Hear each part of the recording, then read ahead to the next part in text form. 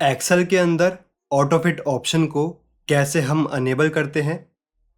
अभी एग्जांपल के लिए जैसे यहाँ पर हम टाइप करते हैं माइक्रोसॉफ्ट एक्सेल। अब यहाँ पर हमने टाइप कर दिया है माइक्रोसॉफ्ट एक्सेल। तो हर बार जब हम कुछ भी टाइप करते हैं तो उसके हिसाब से यहाँ पर हमको साइज को एडजस्ट करना पड़ता है।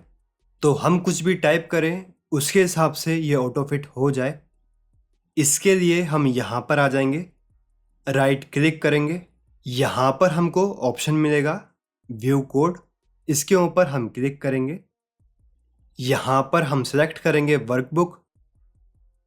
अब हम यहाँ पर आ जाएंगे, यहाँ पर हम एक कोड टाइप करेंगे। हम टाइप करेंगे cells dot entire column dot Autofit.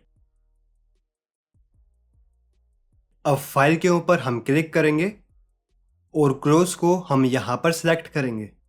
वापस से हम शीट के ऊपर आ जाएंगे।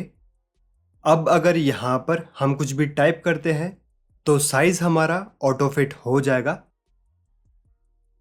अब इतना काम हमने कर लिया है। शीट के अंदर जो भी हमें वर्किंग करनी है वो हम कर लेंगे। अब जब इस फाइल को हम सेव करेंगे तो यहाँ पर सेव एज टाइप के अंदर हम सिलेक्ट करेंगे एक्सेल मैक्रो अनेबल्ड वर्कबुक। इस वीडियो में बस इतना ही।